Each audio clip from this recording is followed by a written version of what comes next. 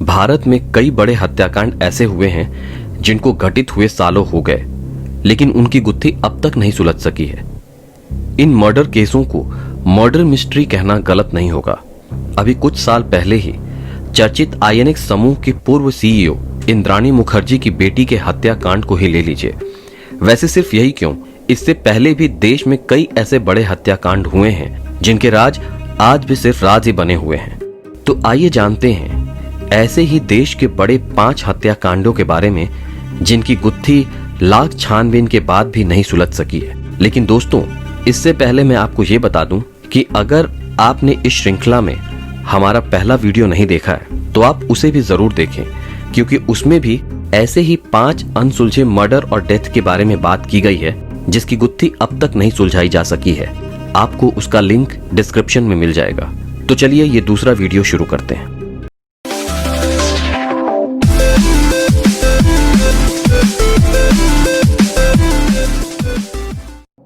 पंजाबी विद्रोही अमर सिंह चमकीला बेखौफ होकर अपने गीतों के जरिए समाज की बातों को लोगों के सामने रखने वाले अमर सिंह चमकीला को एक मोटरसाइकिल गिरोह ने दिन दहाड़े गोलियों से भून दिया। इनके बारे में बता दें कि ये अमर सिंह पंजाब में जन्मे थे। इन्होंने बेहद कम समय में ही संगीत की दुनिया में अपनी एक खास जगह बना ली थी। गीतकार होने के साथ ही साथ ये एक बेहतरीन मंच कलाकार भी थे। इनकी हत्या की गुत्थी अब तक नहीं सुलझ सकी। इनकी खासियत ये थी कि ये अपने गीतों के माध्यम से उन खास चीजों का जिक्र किया करते थे जिन्हें उन्होंने अपने ग्रामीण जीवन में देखा था। अक्सर वे सामाजिक कुरीतियों, नशे, मादक पदार्थ जैसे मामलों पर बात करते थे। यही वजह थी कि उनके चाहने वाले काफी ज्यादा थे। ऐसे में कुछ लोग ऐसे भी थे जो इस गायक के पीठ पीछे इनकी बुराई भी करते थे। इसी राह पर चलते हुए जब चमकीला अपने करियर के शीर्ष पर थे तो उनके क्रांतिकारी गीत ही उनकी जान के दुश्मन बन गए। इस कारण चमकीला को खालिस्तान उग्रवादियों से भी कई बार मौत की धमकी भी मिली। इसी बीच उन्होंने एक अलग जाति से ताल्लुक रखने वाली अमरजोत कौर से शादी कर ली। फिर 8 मार्च 1988 को लगभग 2 बजे का वो समय था जब चमकीला और उनकी पत्नी पंजाब के गांव महसामपुर में एक कार्यक्रम के लिए पहुंचे थे। जैसे ही वो गाड़ी से उतरे, उन पर मोटरसाइकिल गिरोह ने अंधाधुंध फायरिंग कर दी। इस फायरिंग में चमकीला और अमरजोत के साथ उनके 2 साथी भी मारे गए। उस समय अमरजोत प्रेग्नेंट थी। उनकी हत्या का दोषी आतंकवादियों को माना गया। वहीं कुछ लोगों का यह भी कहना था कि अमर पंजाब के बेहतरीन गायक थे। इस वजह से दूसरे गायकों ने साजिश करके उनको मौत के घाट उतार दिया।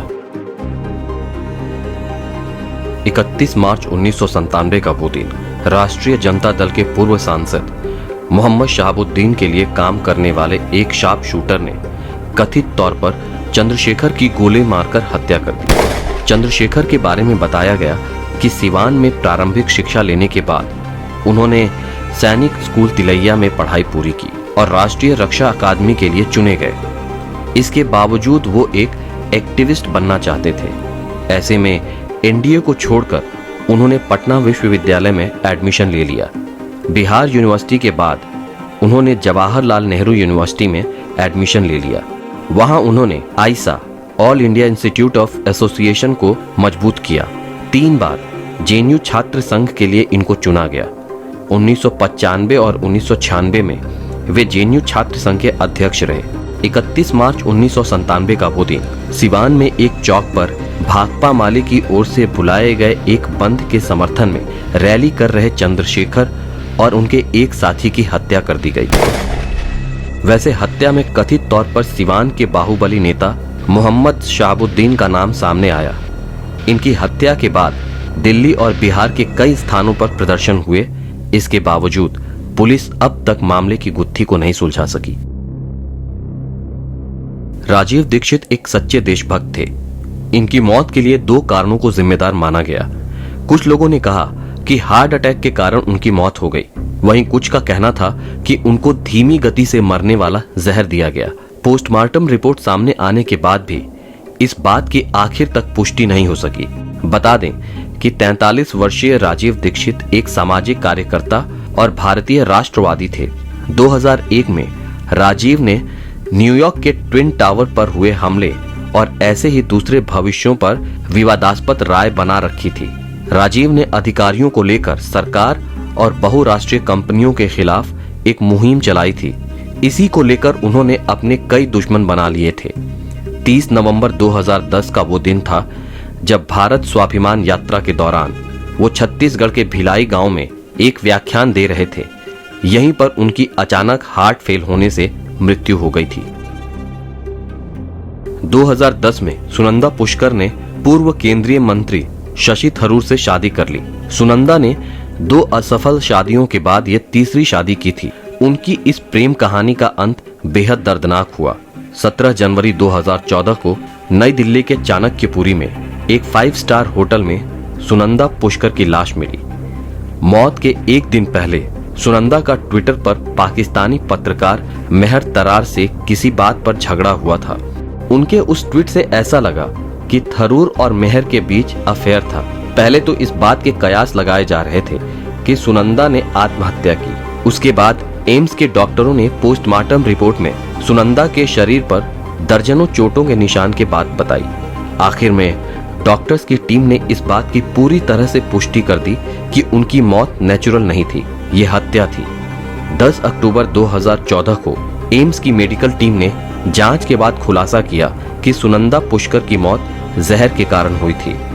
6 जनवरी 2015 को दिल्ली पुलिस ने इस बात की घोषणा की कि सुनंदा पुष्कर की हत्या हुई थी, जिसके आरोप में अज्ञात व्यक्ति के खिलाफ मामला दर्ज कर लिया गया।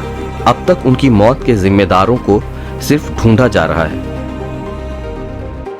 आज भी लोगों के लिए ये बड़ा सवाल बना हुआ है कि ताशकंद में उस रात ऐसा क्या हुआ कि जय जवान जय किसान का नारा देने वाले लाल बहादुर शास्त्री को अपनी जान गंवानी पड़ी। प्रधानमंत्री की मौत सोवियत संघ ताशकंद समझौते 11 जनवरी 1966 को भारत पाक के बीच हुई शांति समझौता पर हस्ताक्षर के कुछ समय बाद हार्ट अटैक से हुई थी। वो भारत के पहले प्रधानमंत्री थे जिनकी मौत देश के बाहर हुई थी। यही एक बड़ा कारण था कि कुछ लोगों को उनकी मृत्यु पर अभी भी शक है। सिर्फ यही नहीं, लाल बहादुर शास्त्री की मौत के मामले में कोई पोस्टमार्टम रिपोर्ट भी नहीं बनाई गई। इसके बावजूद उनके शरीर को देखने पर लोगों ने इस बात का साफ अंदाजा लगाया कि उनकी मौत जहर के कारण हुई है। बल्कि इनकी मौत के सच को जानने के लिए दायर आरटीआई को सरकार ने यह कहकर खारिज कर दिया था कि इससे अंतर्राष्ट्रीय संबंधों में खिंचाव आ सकते हैं।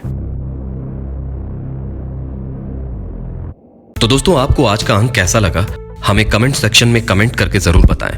और अगर अभी तक आपने हमारे चैनल को सब्सक्राइब नहीं किया है तो हमारे चैनल को सब्सक्राइब करें और आने वाले वीडियो के नोटिफिकेशन के लिए हमारे बेल आइकन को प्रेस करें।